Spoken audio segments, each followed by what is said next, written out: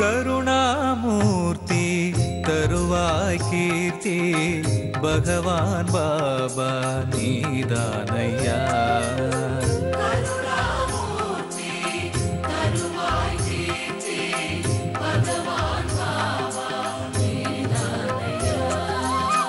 அருள் மாமலையே அழியா புகழே உனையன்றி வேறு கதியேதையா.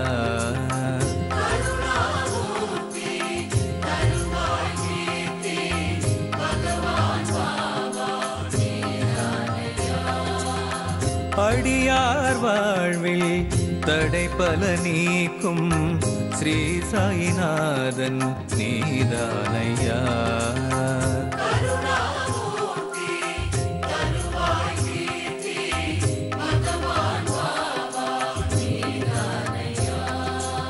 உனையே நாடி உன் புகழ் பாடி வருவோம் நாங்கள் கண் பாராய். விடியாவானம் நொடியினில் பூக்கும் அதுவும் உந்தன் அருளாகும்.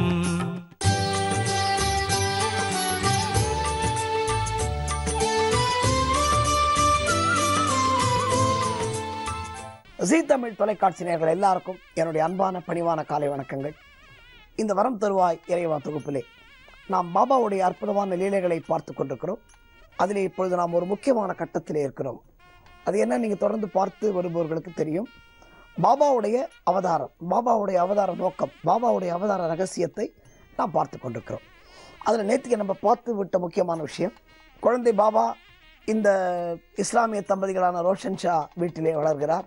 அவர் ராமர் கடவுள், சிவன் அல்லா அப்படின்னு சொன்னதுனால அவங்களுக்கு தர்ம சங்கடமான நிலைமை ஏற்பட்டு பல பேர் கம்ப்ளைண்ட் பண்ணதுனால அந்த குழந்தைய ஒரு குரு கிட்ட கொண்டு போய் விடணும்னு முடிவு பண்ணுறாங்க. நேற்று நிறுத்தினோம். அவர்கள் முடிவு செய்த அந்த குரு ஜம்பாவாவி என்ற பக்கத்திலே ஒரு கிராமத்தில் வெங்குசா என்ற ஒரு மகான், இவற்றை கொண்டு விடலான்னு முடிவு பண்ணிட்டாங்க. சரி, இந்த வெங்குசா யார்? இப்போ அவரை பற்றி நம்ம தெரிஞ்சுக்கணும்ல. இந்த வெங்குசா யார் அப்படின்னு சொன்னால், இதே இந்த ஜம்பாவாவி கிராமத்திலே ஒரு தம்பதிகள், கேசவராவ் தம்பதிகள், கேசவராவ்னு அவர் பேர், அவருடைய மனைவி. இந்த தம்பதிகள் வாழ்ந்து வந்தார்கள். அவங்களுக்கு எப்படின்னா பயங்கரமான வெங்கடேஸ்வர பக்தி. அவருக்கு எல்லாமே வெங்கடேசன் தான், எல்லாமே ஏழுமலையான் தான், எல்லாமே நாராயணன் தான். அது மாதிரி ஒரு கடுமையான பக்தி, கடுமையான விரதம், கடுமையான பூஜை, ரொம்ப பக்தி. இவர்களுக்கு ரொம்ப நாளாக குழந்தை இல்லை. யாருக்கு? இவங்களுக்கும். அப்போது இவர் என்னென்னமோ பூஜை பண்ணுறாரு. இவருக்கு வெங்கடேஸ்வர சுவாமி தான், வெங்கடேசன் தான். உங்களுக்கு புரிகிற மாதிரி சொன்னால் திருப்பதி ஏழுமலையான் தான். வேண்டிக்கிறாங்க, சிறப்பு பூஜையெல்லாம் பண்ணுறாங்க, எல்லாம் பண்ணுறாங்க. அப்போது அவங்களுக்கு ஒரு கனவு வருது. யாருக்கு? கேசவராவ் தம்பதிக்கு ஒரு கனவு வருது. அந்த கனவுல யார் வருது? இத்தனை நாள் இவர்கள் யாரை பார்க்க வேண்டும் என்று தவம் கிடக்கிறார்களோ, யாருக்காக இத்தனை நாள் தனது வாழ்நாளிலே பூஜை செய்து வந்தார்களோ, யாருக்காக விரதம் இருந்தார்களோ, அந்த வெங்கடேச பெருமாள் கனவுல வர்றார். எவ்வளோ சந்தோஷமாக இருக்கும் பாருங்க. அப்படி கனவுல வந்தோடனே இவங்கெல்லாம் ரொம்ப ஆச்சரியம் இந்த தம்பதிகளுக்கு. அப்போ கேட்குறாரு, எனக்கு குழந்தை இல்லை, இந்த குறையை எனக்கு நீக்கி வைக்கணும்னு கேட்குறாரு. அப்போ வெங்கடேச பெருமாள் ஒரு விஷயத்த சொல்கிறாரு. யார்கிட்ட? கேசவராவ்கிட்ட. கவலையே படாத, உனக்கு கூடிய சீக்கிரம் ஒரு அற்புதமான குழந்தை பிறக்கப் போகிறது. அது சாதாரண குழந்தையாக இருக்காது, மிகப்பெரிய மகானாக இருக்கும் அந்த குழந்தை. அந்த குழந்தை எப்படி உனக்கு வரப்போகுது அப்படின்னு சொன்னால், காசியிலிருந்து ஒரு மகான் உனக்கு குழந்தையாக பிறக்கப் போகிறார் அப்படின்னு சொல்கிறார். யார் சொல்கிறது? இது பெருமாளே கேசவராவ்கிட்ட சொல்கிறாரு கனவுல. காசியிலிருந்து ஒரு மகான் உனக்கு குழந்தையாக அவதரிக்கப் போகிறார் அப்படின்னு சொல்கிறார். சொன்னோன்னே கேசவராவுக்கு ரொம்ப சந்தோஷம். இதை விட என்னங்க சந்தோஷம்? ஒரு பெரிய மகான் தனக்கு குழந்தையாக பிறக்கிறது எவ்வளோ பெரிய பாக்கியம் பார்த்தீங்களா? அப்போது இவருக்கு ரொம்ப சந்தோஷமாயிடுது. அந்த கனவை கலைக்கிறது. காலத்தில் எழுந்தோடனே ஒரு தம்பதி அவரோட மனைவி கிட்ட சொல்கிறார். இதில் என்ன ரொம்ப ஆச்சரியமான விஷயம்னா, கனவு கேசவராவுக்கு வந்தது அப்படின்னு கேசவராவ் சொல்கிறாரு. உடனே அந்த மனைவி சொல்கிறாங்க திருப்பி, இதே கனவு தான் எனக்கும் வந்தது, அதே பெருமாள் தான் எனக்கும் இந்த விஷயத்த சொன்னார்னோடனே அந்த தம்பதிகளுக்கு மற்றற்ற மகிழ்ச்சி. உடனே தொடர்ந்து பூஜை வழக்கம் போல்.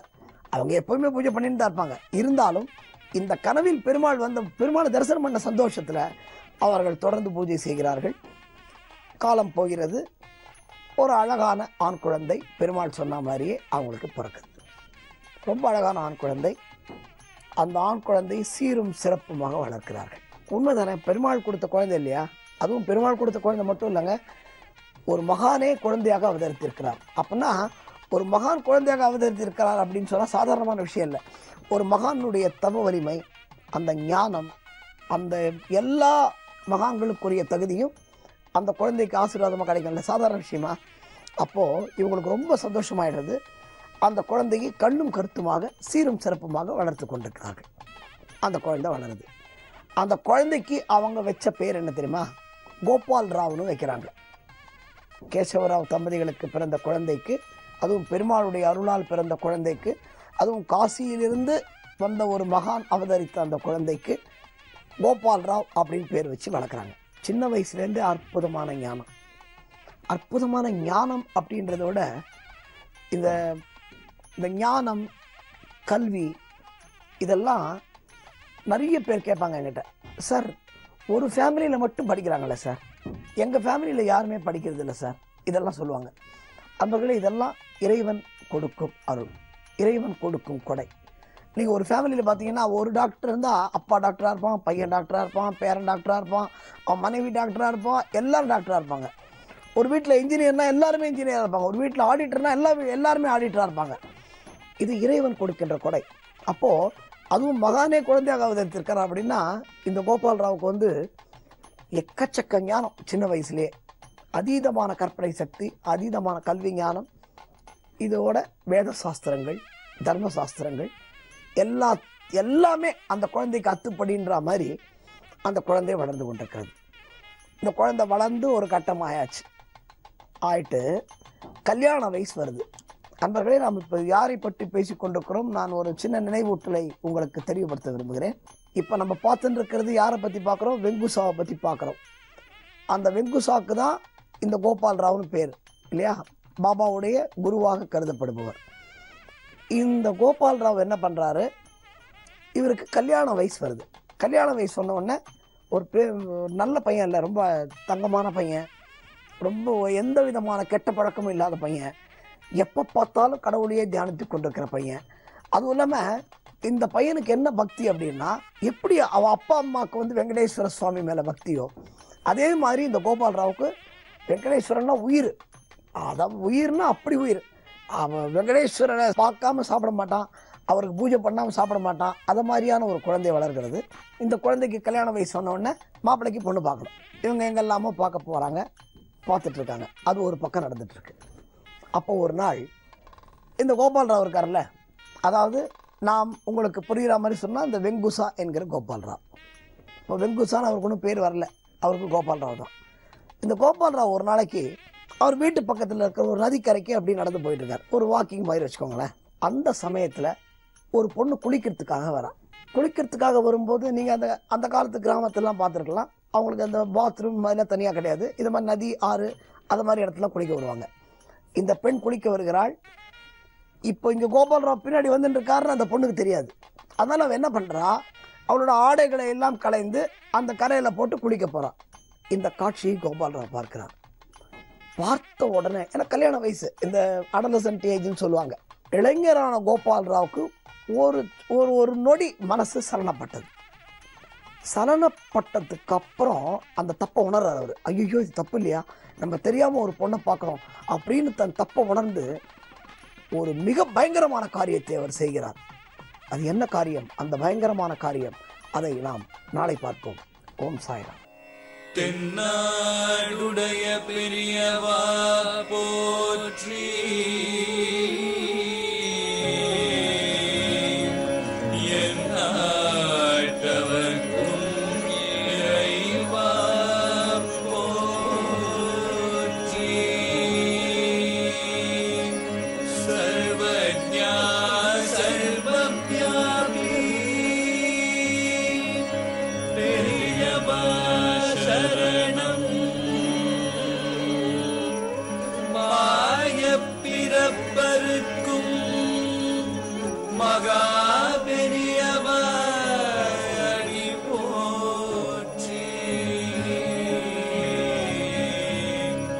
மாய பிறப்பருக்கும் மகா பெரியவா அடி போற்றி.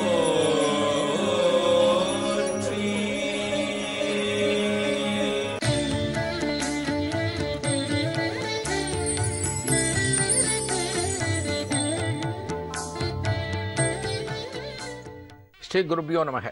ஓம் காஞ்சி வாசாய வித்மகே சாந்தரூபாய திமிகி தன்னஸ் சந்திரசேகரேந்திர பிரச்சோதியாத். ஜீ தமிழ் தொலைக்காட்சி நேயர்கள் அனைவருக்கும் பி சுவாமிநாதனின் இனிய காலை வணக்கம். இதற்கு முந்தைய நிகழ்ச்சியில் ஒரு குழந்தை, அதாவது ஒரு பேத்தி பாட்டியோட மடத்துக்கு வந்திருக்கா. அந்த பேத்தியாகப்பட்டவள் அந்த சந்திரமௌலீஸ்வர பூஜை நடந்துருக்கிற நேரத்தில், அதாவது மகாசுவாமிகள் பூஜை பண்ணிட்டு இருக்கார். அந்த நேரத்தில் யாரோ ஒரு குழந்தையை அடையாளம் காமிச்சு அந்த குழந்தை போட்டுருக்கிற பச்சை பட்டுப்பாவாடை எனக்கு இந்த க்ஷணமே வேணும் அப்படின்னு அடம் பண்ணுறது. அந்த குழந்தையை யாருன்னு பார்க்குறா, யாருக்கும் அடையாளம் தெரியல.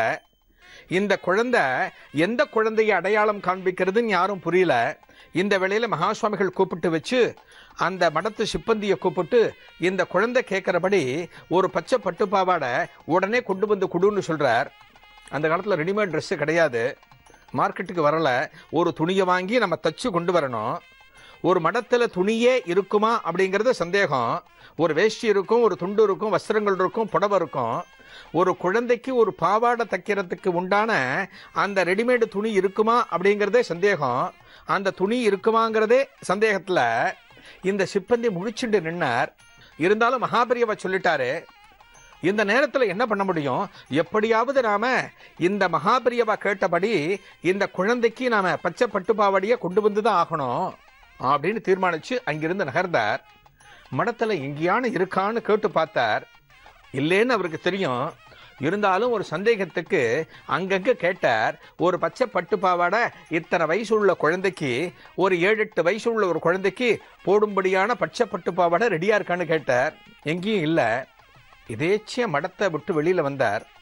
அப்போ மடத்துக்கு பக்கத்தில் ஒரு துணிக்கடை உண்டான். அங்கே ஒரு டெய்லரும் இருப்பாராம். எதேச்சிய அந்த கடையில் போயிட்டு, அந்த துணிக்கடையில் போயிட்டு இது போல் விஷயத்தை சொல்லும்போது அந்த டெய்லர் இந்த விஷயத்தை காதில் வாங்கிட்டு, வாங்கோ பச்சை பட்டுப்பாவாடையா, யாரோ ஒரு குழந்தைக்காக நான் தச்சு ரெடியாக வச்சுருக்கேன். ஆனால் அந்த குழந்தை வீட்டிலேருந்து யாருமே இது வரைக்கும் வந்து வாங்கிக்கல. கொஞ்ச நாளாக என்கிட்ட அப்படியே இருக்கு, தச்சு ரெடிமேடாக அப்படியே இருக்கு. என்ன வயசு அப்படின்னு கேட்கும்போது அந்த குழந்தைக்கு என்ன வயசோ சொல்கிறார். ஆமாம், கிட்டத்தட்ட அதே வயசுள்ள குழந்தைக்காகத்தான் இதை நான் தச்சு வச்சுருக்கேன். இதை எடுத்துட்டு போங்கோ, அநேகமாக இது சரியாக இருக்கும் அந்த குழந்தைக்கு அப்படின்னு சொல்கிறா. உடனே சந்தோஷத்தோட, ஆஹா, மகாபெரியவா கொடுத்த உத்தரவுக்கு எப்படி உடனே இங்கே நமக்கு பதில் கிடைச்சுடுத்தோ, உடனே இந்த பச்சை பட்டுப்பாவாடை கிடைச்சுடுத்துங்கிற ஒரு சந்தோஷத்தோட அந்த சிப்பந்தி கையை தூக்கி கும்பிட்டுட்டு என்ன பணம் கொடுக்கணுமோ பணத்தை கொடுத்துட்டு அதை வாங்கிட்டு மடத்துக்குள்ளே விறுவிறுன்னு வரார். அது வரைக்கும் அந்த இடத்துல மகாசுவாமிகள் அந்த பூஜையை நிறுத்திட்டு அப்படியே உட்கார்ந்துட்டு இருக்கார். இந்த பச்சை பட்டுப்பாவாடை வந்த உடனே அந்த பாவாடையை மகாசுவாமிகள் ஒரு அனுகிரகம் பண்ணிட்டு அந்த குழந்தைக்கு கொடுக்கறார். அந்த குழந்தை சந்தோஷத்தோட, ஆமாம், இதே கலரில் தான் அந்த குழந்தை போட்டுன்னு இருந்தது, இந்த கலர் பச்சை பட்டுப்பாவாடை தான் அந்த குழந்தையும் போட்டிருந்ததுங்கிற ஒரு சந்தோஷத்தோட அந்த பச்சை பட்டுப்பாவாடையை அந்த இடத்துல போட்டுண்டா. அந்த பாட்டிக்கும் ஒரு சந்தோஷம். அந்த பேத்தியோட முகம் அவ்வளவு பிரகாசம் ஆயிடுத்து. அங்க இருந்த பக்தர்கள் அத்தனை பேருமே இந்த காட்சியை பார்த்துட்டு இருக்கா. ஆனா எந்த குழந்தைய இவ அடையாளம் காமிச்சான்னு யாருக்கும் புரியல.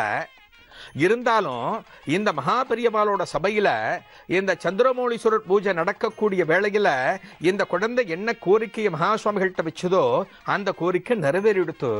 அது எல்லாருக்கும் பரம சந்தோஷம். மகாசுவாமிகள் ஒரு ஆசீர்வாதம் பண்ணிட்டு பூஜையை பார்த்துட்டு போகும்படியாக அந்த பாட்டிக்கிட்ட சொன்ன. அந்த பாட்டியும் பேத்தியும் அந்த இடத்துல பூஜையை பார்த்துட்டு மகாசுவாமிகள்கிட்ட பிரசாதம் வாங்கிட்டு அங்கிருந்து கிளம்பி அவ இடத்துக்கு போயாச்சு. இது முடிஞ்சு போச்சு இந்த சம்பவம். கரெக்டாக 1 மாதம் கழிஞ்சது. கரெக்டாக 1 மாதம் ஓடின பிறகு ஒரு நாள் காஞ்சி மகாசுவாமிகள் இந்த மடத்திலேயே முகாம் இருந்தா. அப்போ இந்த பாட்டி மட்டும் மடத்துக்கு வந்தா. பாட்டி மட்டும் மடத்துக்கு வந்தபோது மகாசுவாமிகள் சன்னிதானத்தில் அந்த பக்தர்கள் வரக்கூடிய வரிசையில் வந்துட்டு இருக்கா பாட்டி. அந்த மகா சுவாமிகள் பார்த்த உடனே, மகா சுவாமிகளோட சந்நிதிக்கு முன்னால வந்த உடனே பாட்டிக்கு தன்னையும் அறியாமல் அந்த கண்கள் உடைய ஆரம்பிச்சு கொடுத்து, அதாவது கண்கள்லேருந்து குபு குபுன்னு தண்ணி கொட்டுறது.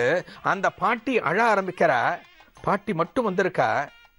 அன்றைக்கு இருந்த சில பக்தர்கள், இந்த சம்பவம் நடந்து 1 மாசம்தான் ஆச்சு, இது ஒரு மிகப்பெரிய சம்பவம், மடத்துல சந்திரமௌலீஸ்வரர் பூஜையை மகா சுவாமிகள் அது வரைக்கும் நிறுத்திட்டு இன்னொரு காரியத்தை பண்ணினதா வரலாறு கிடையாது. இந்த குழந்தை வந்தபோதுதான், இந்த குழந்தை சினிங்கின போதுதான், எனக்கு இது இப்பவே வேணும்னு ஒரு கண்டிஷன் போட்டதால தான் அந்த இடத்துல பூஜை நின்று மகா சுவாமிகள் இந்த பாட்டியையும் பேத்தியையும் கூப்பிட்டு ஒரு மிகப்பெரிய அனுகிரகம் நடந்தது. இந்த சம்பவத்தை அன்னைக்கு பார்த்த சில பேரும் இந்த 1 மாசம் கழிச்சு மடத்துக்கு வந்திருந்தா. மடத்துல இருக்கக்கூடிய சில சிப்பந்திகளும் இந்த காட்சியை பார்க்கறா, அதாவது இந்த பாட்டியை பார்க்கறா. ஆஹா, 1 மாசத்துக்கு முன்னாடி வந்த பாட்டியாச்சே, ஒரு பேத்தியை கண்ட்ரோல் பண்ண முடியாம ஒரு ஓரமா உட்கார்ந்துண்டு ஆணை மட்டும் பண்ணி பார்த்தா அந்த பேத்தி சமாதானமாகல. அப்பேற்பட்ட பாட்டியாச்சே, இன்னைக்கு பாட்டி மட்டும் வந்திருக்கா. பாட்டியோட கண்கள் கலங்கின் இருக்கு, பாட்டி அழுதுன்னு இருக்கா. மகா சுவாமிகள் சன்னிதானத்துக்கு நேரம் இருக்கா. என்ன விஷயமா இருக்கும், எதுக்காக இங்க வந்திருக்கா அப்படின்னு சிப்பந்திகளும் அன்றைய தினம் மடத்தில் இருந்த பக்தர்களும் வேடிக்கை பார்த்துட்டு இருக்கா. வேடிக்கை பார்த்துட்டு இருக்கும்போது மகா சுவாமிகளுக்கு முன்னால வந்து நின்ன இந்த பாட்டி விஷயத்தை சொல்றா. மகா சுவாமிகள்கிட்ட ஒரு கண்கலக்கத்தோட விஷயத்தை சொல்றா. என்ன சொல்றா அப்படின்னா, பெரியவா, அன்னைக்கு என்னோட பேத்தியோட வந்தேனே, அந்த பேத்தி இப்ப இல்லை பெரியவா, காலகதி ஆயிட்டா அப்படின்னு மகா சுவாமிகள்கிட்ட சொல்றா. மகா சுவாமிகள்கிட்ட சொன்ன உடனே மகா சுவாமிகள் எந்த விதமான அதிர்ச்சியும் கிடையாது. அதே சமயம் சிப்பந்திகளும் அங்க இருக்கக்கூடிய சில பக்தர்களும் அதிர்ச்சியாகி அந்த பாட்டியை பார்க்கறா. ஆஹா, எப்படி வளைய வளைய வந்த அந்த பேத்தி, என்ன லட்சணமா இருந்தா, இந்த பச்சை பட்டுப்பாவாடை இந்த ஷடமே வேணும்னு வாங்கி போட்டுண்டாலே, அந்த பேத்தி இல்லைன்னு சொல்றாளே, காலகதி ஆயிட்டான்னு சொல்றாளே, ஒரு குழந்தைக்கு இப்பேற்பட்ட அவலமா இந்த காலத்துல, இந்த சின்ன வயசுல இப்பேற்பட்ட அவலம் வரணுமான்னு எல்லாம் அதிர்ச்சியோட பார்க்கும்போது மகா சுவாமிகள் சொல்கிறார். மகா சுவாமிகள் என்கிற தெய்வம் அந்த பாட்டியை பார்த்து சொல்றது, நீ சொன்னியே அன்னைக்கு உன்னோட பேத்தி உன் மடியில் உட்காந்துட்டு சொன்னாலே, அந்த குழந்தை போட்டுருக்கிற பச்சை பட்டு பாவாடை எனக்கு வேணும்னு சொன்னாலே, இங்க இருக்கிறவ அத்தனை பேருமே அது எந்த குழந்தை, அது எந்த குழந்தை, அப்படி ஒரு குழந்தை இந்த மடத்திலேயே இல்லைன்னு எல்லாரும் ஆச்சரியப்பட்டு பேசியிருந்தாலே, அந்த குழந்தை வேற யாரும் கிடையாது, என்னோட மடியில உட்கார்ந்துண்டு நான் சந்திரமௌலீஸ்வரருக்கு பூஜை பண்ணும்போது, அந்த சிவனுக்கு நான் பூஜை பண்ணும்போது, அந்த பால திரிபுர சுந்தரியே ஒரு குழந்தை ரூபத்துல என்னோட மடியில உட்கார்ந்துண்டு தானும் அந்த சிவனுக்கு பூஜை பண்ணுவா, தானும் அந்த சிவனுக்கு புஷ்பங்களை எடுத்து போடுவா. இது வெகு சில நாட்கள் நடக்கும். இந்த அரிய காட்சி யாருக்கும் கண்ணுல தெரியாது. இந்த காட்சி உன்னோட பேத்தி கண்ணுல பட்டிருக்கு. அந்த பால திரிபுர சுந்தரி அன்றைய தினம் ஒரு பச்சை பட்டுப்பாவாடியை கட்டிட்டு இருந்தா. அந்த ட்ரெஸ்ஸை பார்த்துட்டு தான் உன்னோட பேத்தி இது வேணும்னு கேட்டிருக்கா. யாருக்கும் தெரியாத இந்த காட்சி உன்னோட பேத்தி கண்களுக்கு மட்டும் பட்டிருக்கு அப்படின்னா அவ சாதாரண பிறவி கிடையாது.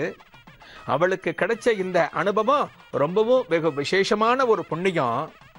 இப்பேற்பட்ட அனுபவம் கிடைச்ச அந்த குழந்தை ஒரு சொற்ப ஆயுளே இருக்கும்படியான ஒரு விதி அப்படின்னா ஒன்றும் கலவரப்படாத, இதை நினைச்சு கலக்கப்படாத, மிகப்பெரிய பாக்கியம் அந்த குழந்தைக்கு கிடைச்சிருக்கு. யாருக்குமே கிடைக்காத ஒரு பேரு உன்னோட பேத்திக்கு கிடைச்சிருக்கு. ஒரு சின்ன வயசுலேயே தெய்வத்தை நேருக்கு நேரா தரிசனம் பண்ணிட்டா. இதுக்கு பிறகு என்ன வேணும்? அவ சந்தோஷமா அவளோட ஆத்மா சாந்தியாகட்டும், ஒன்னும் கவலைப்படாத, ஒரு நல்ல கதியத்தான் அவ அடைஞ்சிருக்கான்னு பெரியவா சொல்லி பிரசாதம் கொடுத்தாலும் அந்த பாட்டிக்கு. எப்பேற்பட்ட காட்சி பாருங்க.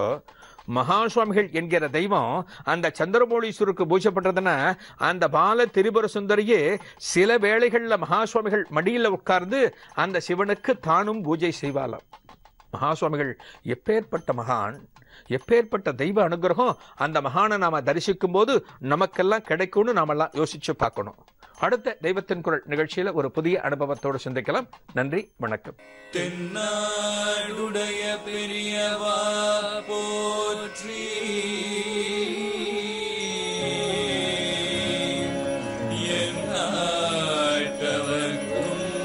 இறைவா போற்றி.